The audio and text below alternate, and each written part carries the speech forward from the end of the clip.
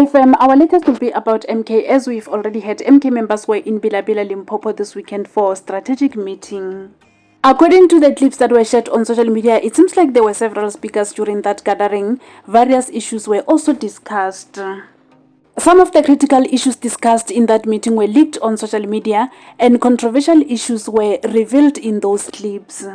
Among other things, they also touched on the elites within SA, Ramaphosa, Zuma, as well as Black economic empowerment. Listen to all the clips in the next slide and let us know of your take regarding what they said.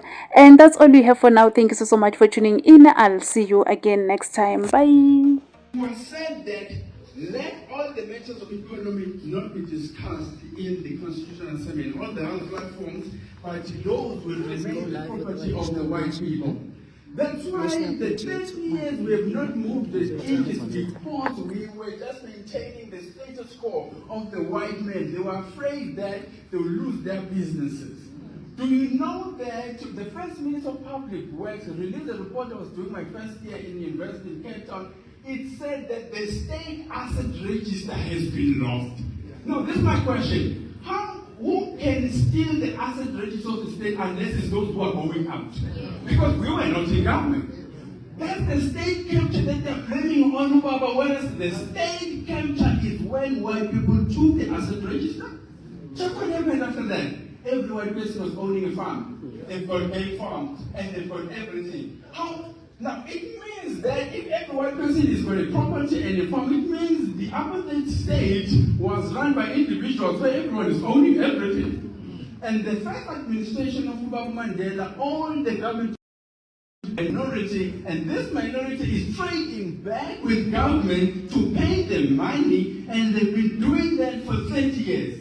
Now there is a law in law that says if you didn't take your property in 30 years, it will now become a property of the occupant and you'll back it out in court. That's why DA, they are forming government of national unity. They know it's 30 years now.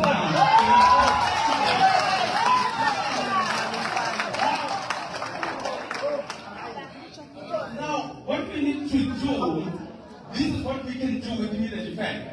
Because they passed a law to remove us as kings on the 19th of June 1913, to remove us from our land, it became law that we were dispossessed. But nobody knows that 98 years later, that is 2011, a judgment on Likuleni versus the state, on winning Pretoria as the capital city as a property of Mandela. That case was won, they shoved it under the carpet. It is classified. Baba, please get us that report, that judgment, because it's classified by the intelligence. Why? That case has nothing to do with the state, but it has something to do with Oppenheimer and Rupert. These two guys. Check this one. In 1988, the report said that Oppenheimer was 6,000 companies in the South African economy. 35 years later, in February, I checked this, is still Oppenheimer owning the same thing. It means for 30 years, ANC was doing zero on economy. That is the actual conclusion. Now we need to change that. So, as we go to Parliament, we are now going to charge Oppenheimer and Rupert for their monopoly of South African economy over 100 years. And it is Mandela.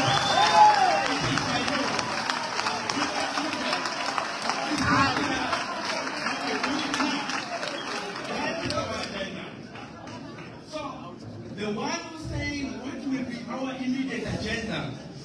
My agenda for going to Parliament, I waited for 24 years. I didn't want to join a state. To study for 24 years the democratic project, because it was a project. It was not about us. But what I've discovered is that Ramaphosa claimed the land. There was a ruling by law that Mandela claimed 30% of the South African land from 31st December 1993 till 1998, 31st December. Uba Mandela no ANC, they were busy doing Mandela Jive for 5 years. And they didn't tell us to go and claim our land. But I don't blame them. They didn't even know where is our land, which part of the country. Why? Where blacks were staying, blacks were removed through the Forced Removal Act of 1955 and the Land Act of 1913, where blacks are removed, white people are allowed to stay. So every city, but guess what? We've got all those techniques in our hands. Wow. So we can implement them immediately in Parliament. This is what is going to happen. This is what is going to happen. Everyone occupies the land that was belonging to the kings and communities. We don't chase your way. We give you options. You pay us for 112 years since it was law that you moved us out. And it is now law that you must return our land after 98 years. But also there's an addition. You are in breach of a judgment from court with over 12 years. That is 2024. So we've got a clear agenda. All those people, you don't think that is difficult. If not 88, Oppenheimer was owning 6,000 companies. Those companies have quite triplicated now. So you're dealing with the same man. Don't worry. What they do cross-directorship in all the companies. So when new companies are coming up, but the same man is owning the same companies. This is the country, and they've been doing this. They've registered South Africa in the US and in the UK as a close corporation, which means Oppenheimer, including our king, including our pastors. That's how condescending they are doing Oppenheimer, and nobody touches them. And this is ending now.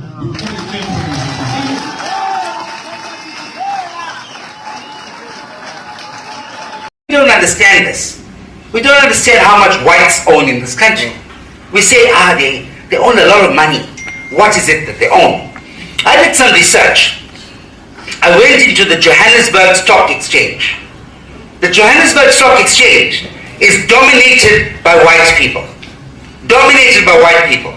And I looked at the reserves that's in the JSE. The first company is the BHB group. BHB. You know, the worst thing that has happened in this country to the black businessman is BEE. Really? BEE has made you a partner with a white business. He still becomes a producer. He still does a core business. You are just wrapping it up for him. Come on. Come on. That's what it's all about. You're just wrapping his product, but he's making the money. That's what BEE has done to black business people in this country. So we should be ashamed of what this Ramaphosa ANC has made us out to be. If we want to get access to this economy, this is where we need to go. BHP Bulletin is number one. Do you know what's the reserves of BHP Bulletin on the stock exchange? Mr. Dumisani, do you know? It's 2.8 trillion rands. And the budget of our country, excluding the payment of loans, is 1 trillion rand. Are you hearing me? Just one company. The reserves in the JSE is 2.8 trillion. Second one is a Pro-Shore group, and their reserves is 2.6 trillion. ABI is 1.8 trillion. Naspers is 1.4 trillion. British American Tobacco, 1.3 trillion. Trillion, not billion, trillion. You are getting excited that you're a millionaire? These people are trillionaires. You know what's a trillion? You don't know what's a trillion. A trillion is 1,000 billion. And what's a billion? 1,000 million. You know that? That's what these people hate, the interest rates. When that came out, it did nothing to the rand. Do you notice how the media, and I'm speaking to the intelligentsia here, how the media is captured. But let me give you one more piece of advice. One of the funders of the CR17 campaign. Now, I don't know about you, but you might not know what is CR17. Anybody here don't know what that is? Then you're in the wrong place. Then you're in the wrong place. You need to go sit in a DA meeting. This is not your meeting. Because we as black people, we got to know our history. We got to know what's happening in the parties that claimed to liberate us and free us from the shackles of apartheid. If we don't know that, then we're failing ourselves, we're failing our nation, we're failing our children. CR17 was a campaign launched by Ramaphosa to win an ANC conference in 2017. In that conference, he was funded close to R1 billion. Businessman that gave 10,000 and 5,000. Listen. Close to R1 billion was given to Ramaphosa to win an ANC election. By which business? Not you guys. There was only one black businessman there. There was Patrice Motsepe.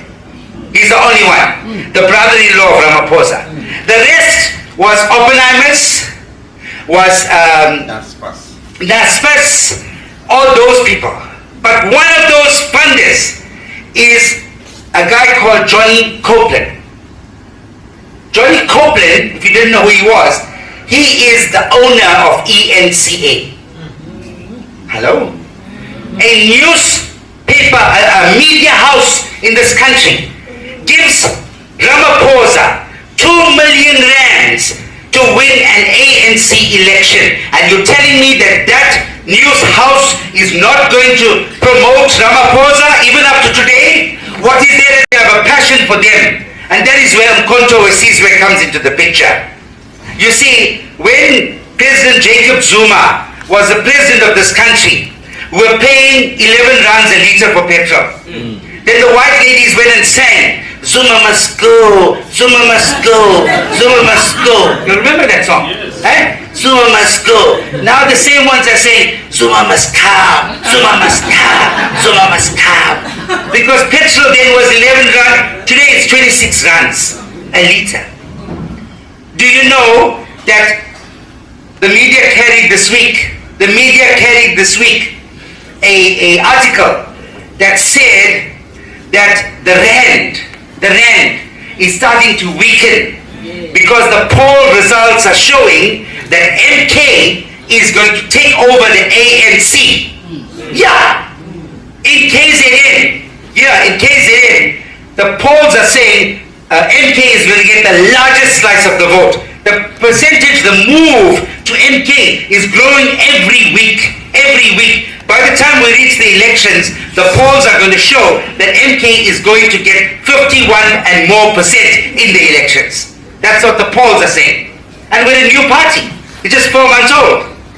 So you've got a situation now where the newspaper is saying that because the polls are saying Zuma's party is now going to take over the ANC, the rand is going to get affected. I asked you this question when we went into stage 16 load shedding in this country. Stage 16 load shedding. It did nothing to the rand. This rand is very funny. Only when it hears Zuma, then this rand starts getting jittery. Only when it hears Zuma. But when the load shedding goes to stage 16, nothing happens to the rand. When 28 banks in the world, including banks in South Africa, like your Investec and your Standard and your ABSA, when they started colluding with each other to manipulate the interest rates, when that came out, it did nothing to the rand.